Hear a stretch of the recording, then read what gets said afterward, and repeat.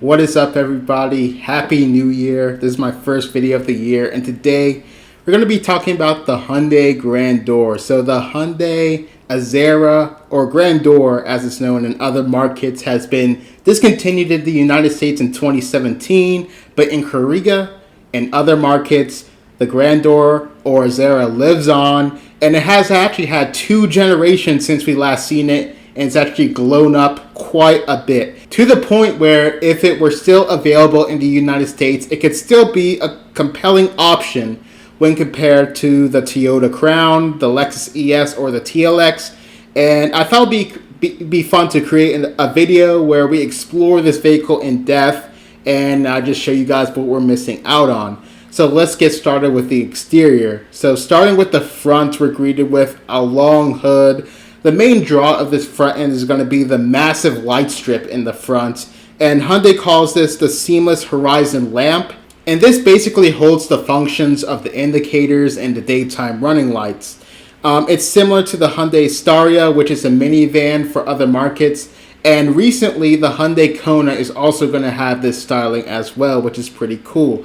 So the main headlights are going to be right below the daytime running lights, and they're going to have that divorced headlight style as other Hyundai products have, and they're surrounded by this massive square grille, which creates a sort of futuristic look and unique look for this vehicle. Moving to the side profile, it's pretty simple, but we see a strong character line running through the front all the way to the rear, along with a black line on the bottom doors. It seems like Hyundai has edited a page out of Genesis' workbook, where basically their design language is emphasized by 2 lines going around the whole vehicle, where this one is emphasized by 1. The doors on this vehicle are frameless, and the handles automatically pop out when you're going to unlock or enter the vehicle.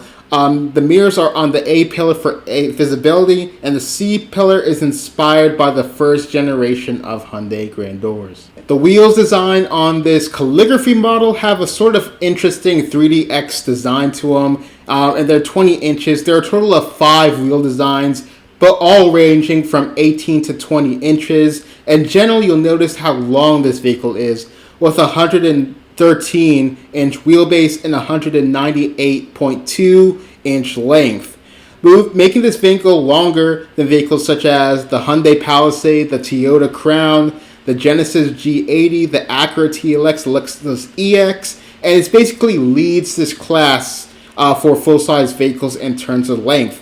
It's about 2 inches shorter than the 2023 Honda Pilot, which you could watch a video I made about that, and it's also 5 inches less than the Hyundai Equus. I just wanted to put this in context since we won't be seeing this on the US streets. The one-line design language also continues to the rear, which we see a full-length light strip continue across the rear, completing the futuristic look. The rear light is kind of like the daytime running light in the front, and it contains multiple functions such as the positioning lamp, the brake lamp, and also the turn signals.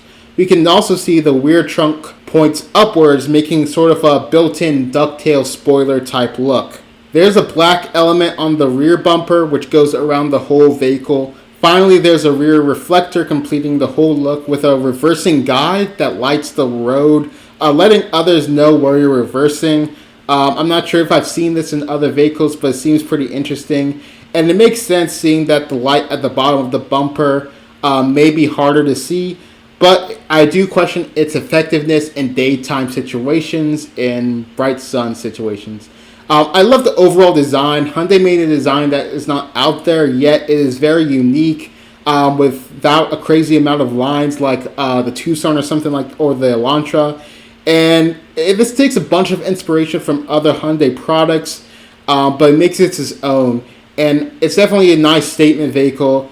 In my opinion, it looks a little bit better than the current Toyota Crown that we get in the United States. Moving on to the interior, Hyundai knocked this out of the park.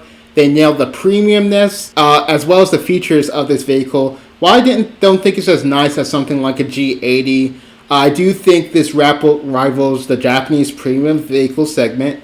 And frankly, I think this interior blows something like the TLX or the Toyota Crown out of the water, and it's comparative to something like a Lexus ES.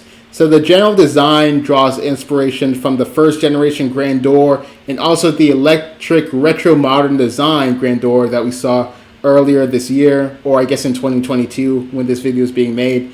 In fact, it's actually pretty similar to also the previous generation Grandeur's interior. So the first thing you're going to know when you step in this vehicle is going to be the dual 12.3-inch panoramic displays.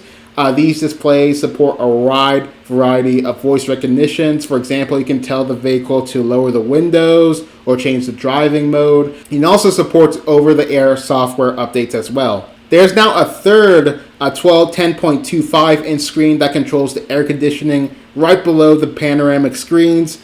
And I had to do a Joe Radies from Radies Rides here and zonk that because personally, I don't need all that. I love the tech, but we already have two screens. You can throw in another screen if you count the heads-up display, which is a massive 12 inches, by the way. But just give me some quality buttons down there and call it a day. They actually do that on the lower trim models, and this 10-inch screen is part of the calligraphy trim. Below the climate controls, you'll also see your USBs with the wireless charger. The steering wheel is inspired by the first generation Hyundai Grandeur, and if you look at the center of the steering wheel, you're going to see 4 LED lights that allow the driver to detect the status of this vehicle, and it'll also change the color depending on the drive mode as well. It'll also do a light show for you when you're entering or exiting the vehicle, which is a nice touch as well. If you take a closer look at the steering wheel, we'll see the dual rows of stitching along with buttons for the driving modes. I find it interesting that they didn't put the heated steering wheel button there, but it's whatever. I also like the dials on the wheel, which appear to have a nice quality, along with the gloss black sections for other modes, but I wish they went with more of a matte silver color or a faux metal look here. The gear knobs have been moved to the steering wheel, but normally you would put your key in the vehicle. The ambient lighting here is thoroughly placed pretty well throughout the vehicle, hiding under the door trims, the rear, the dash, and also the climate control display. We can also see in these little rows on the passenger side of the dash. And Hyundai calls this the interactive ambient mood lamp. But other than that, material quality seems to be very good here, with the top of the line calligraphy trim having Napa quilted leather and leather materials throughout. The Grandeur is appointed with heated and ventilated seats available in both front and rear. The front seats look ergonomic, almost like a traditional office chair with the general design and the headrest. Hyundai calls this the Ergo Motion seats. On the dash, material qualities is really good again, with options of real wood and aluminum trill pieces. A photocatalytic model is applied to the air conditioning system, which helps to reduce bad gases that cause odor. In addition, some of the pieces, such as the center console, have a UVC sterilization system that removes harmful germs and stuff like that. And it's antibacterial as well, which is pretty cool. There's a 14-speaker Bose stereo system featuring Centerpoint 360, which is pretty cool. I know there's Centerpoint in Mazda and some Honda models, so I'm assuming Centerpoint 360 might be an upgraded version or a newer version of that. This is also equipped with anti-noise control, which basically emits a frequency which is supposed to counteract road noise as well. Speaking of how they made this interior quieter, they also added a triple ceiling structure that blocks wind noise around the flameless doors. They also installed double glazed sound insulating glass for all seats, including the C-pillar glass and the A-pillar glass. They've also added a fingerprint sensor for this new Grandeur as well. We've seen this on the GV70. I don't think it's as useful in the United States, but it's made for Korea. So the Koreans use it for toll roads or filling up a gas station because their infrastructure allows that more than it does here. Hyundai also extended the luxury touches to the rear. The rear seat is obviously going to be spacious given how long this vehicle is.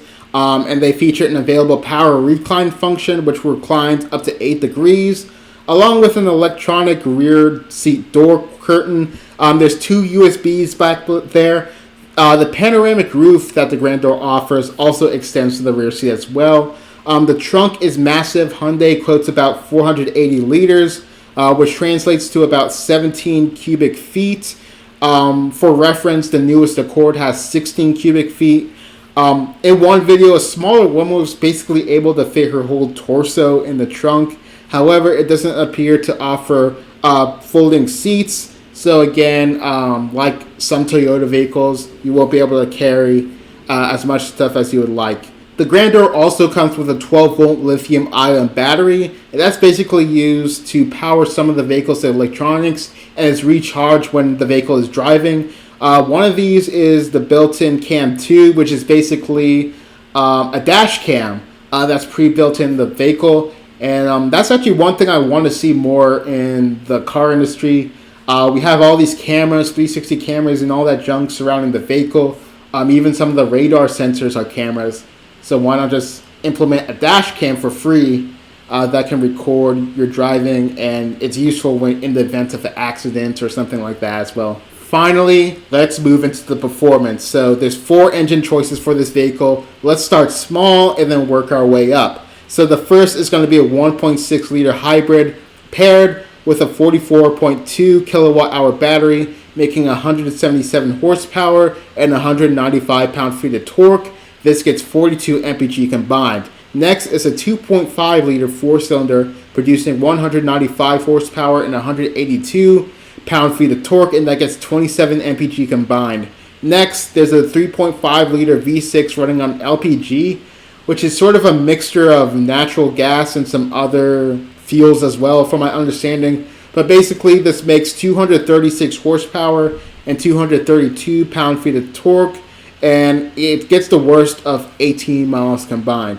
Finally, the one that most people care about and the one that will likely be available if this were to be sold here is a 3.5 liter gas V6, and that's going to make 296 horsepower and 264 pound-feet of torque. This one gets about 24 miles combined, which is expected of this caliber of vehicle. Hyundai talks about how they improved the fuel economy throughout the Grandeur range compared to the previous model. All-wheel drive is available, but only for the 3.5 liter gas V6. In addition, Hyundai has also implemented a bunch of features to make sure that this vehicle is very comfortable to drive. First is an electronically controlled suspension, which can detect the road surfaces through the sensors mounted on the left and right bumper, along with speed bumps and other imperfections through the front camera and also the navigation system as well. There's also a forward predictive shift, which connects the navigation, the radar, and the driver's assistant features to predict the driving situation and shift the vehicle into optimal gear. Third is a congested section specialized control that changes the shift pattern of the engine in time when you're reducing speeds and to prevent unnecessary shifts and congestion conditions. Again, this is controlled through the sensors and the navigation system. Lastly is a neutral drive control, which basically puts the transmission in neutral when you're coasting to increase fuel efficiency. Hyundai has also equipped this with sound-absorbing tires for a quieter ride. In terms of safety, this is equipped with 10 airbags and all the modern driver's assistance features that you would expect for a vehicle like this. Pricing, I've actually made a spreadsheet to show the price of this vehicle in Korean, and I translated it to the United States. So basically, the vehicle ranges from $28,000 to $45,000.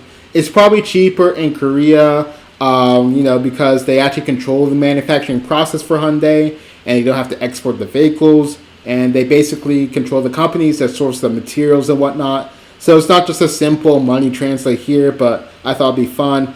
So if this were actually sold in the United States, I think it would cost about $10,000 more compared to what the prices I just translated are. So that would put it in line with something like the Toyota Crown, which means about $41,000 to start and a max of about $55,000 for the V6 model. And I think that's pretty fair for what we just went through. I think it's pretty fair. So that's pretty much the Hyundai Grandeur in a nutshell. So in conclusion, I really like everything about this vehicle, from the exterior, the interior, and also the performance options. I think Hyundai made a near Genesis vehicle, and I think it's a better initial product than the Toyota Crown. that they just released. Unfortunately, I don't think it'll make it over to the market here due to the sales of the previous Azera and also the Equus. And we can also include the Kia equivalents in that as well. Even the Genesis sedans don't sell that well, but in theory, if they have to bring this over here, I think that the best thing they could do is just make a couple of styling changes and brand this as a Genesis. And basically, they would just be saying, here is my front wheel drive competitor to the Lexus ES, the Acura TLX, and you can also throw vehicles such as the Toyota Crown in there. But that's the best they can do. I bet they could sell maybe 15,000 units a year. But even then, 15,000 units is not that attractive for a brand. So that's probably why I'll never come here. So that's pretty much it. Tell me what you think about the Hyundai Grandeur down below, right below that like button. And I got some more videos coming up, and I'll see you guys in the next one. Thank you for watching. Peace.